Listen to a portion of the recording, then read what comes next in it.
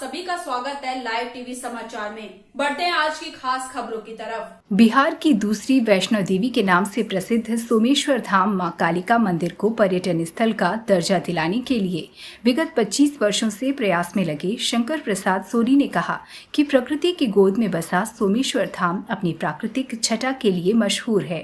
कई दर्शनीय स्थल हैं और आज तक इसे पर्यटन स्थल का दर्जा नहीं मिला, जबकि लगातार सरकार, सांसद, विधायक और मंत्री लोगों को आश्वासन दे रहे हैं। एक बार फिर सरकार का ध्यान आकृष्ट कराना जरूरी है ताकि चंपारण का ये गौरवशाली स्थल को पर्यटन स्थल का दर्जा मिल सके। बेतिया बिहार से रिपोर्टर कृष्णकांत तिवारी की रिपोर्ट। इसके लिए हम लोग अपना जो नियम कानून को पालन करते हुए हम लोग जो है मिलजुल कर प्रयास किए। वर्षों से आदमी करते आ रहा है। इसमें लोगों को जोड़ कर दिखाने के लिए हम लोग सोमेश्वर धाम कालिका स्थान जय पर्यटन जय पर्यावरण का नारा लगाते हुए, झंडा पताका पंपलेट छापते हुए और आगे बढ़ते गए। आज जो है मामला स्थिति सरकार सुनी और सुनने के बाद जो है भीड़ बढ़ता गया। आज जो है जन में उत्तर प्रदेश, मुजफ्फरपुर, हर जगह के दूर दूर से यात्री लोग आने लगे।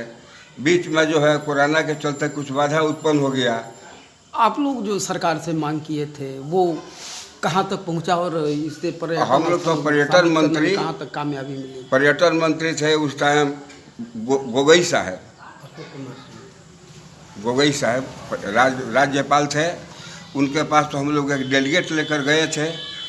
उन लोग हमारे मांग को देने के लिए आश्वासन किए, कुछ कार्रवाई भी किए, लेकिन संजोग की बात है इस चंपारण का दुर्भाग्य कहा जाए कि क्या कहा जाए, जो कि गांधी का कर्म भूमि है, तपोभूमि है। सब कुछ होने के बाद सभी समाज सेवी और नेतागणों से आग्रह करते हुए अभी तक जो है ज़मीन पर कुछ दिखाई नहीं पड़ता है।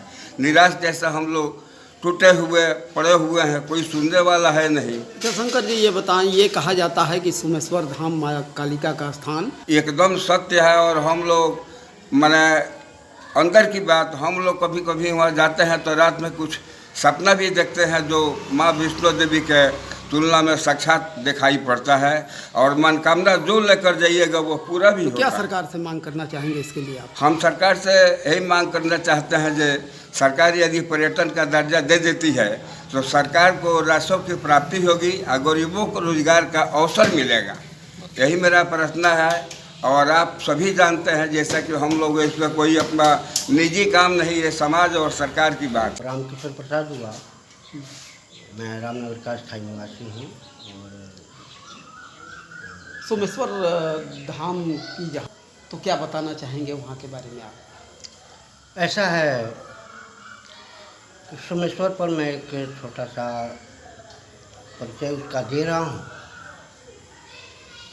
हिमालय की तलहटी में विस्तृत रूप से फैली शिवालिक श्रेणी की ये सोमेश्वर की पहाड़ियाँ जो हैं अति महत्वपूर्ण स्थल है। इसके अंदर कई धार्मिक, ऐतिहासिक, पुरातात्विक एवं प्राकृतिक महत्व के स्थलें हैं। यहाँ लगभग 2000 वर्ष प्राचीन योगीराज भर्तृहरि महाराज के द्वारा निर्मित शिवालय है। वहाँ शिवालय की एक श्रृंखला थी जो आज बहुत प्राचीन होने के कारण जीर्ण शीर्ण होकर ज़मींदोज़ हो चुके हैं, जो एक बहुत ही अपना पुरातात्विक, धार्मिक, ऐतिहासिक और प्राकृतिक महत्व रखता है।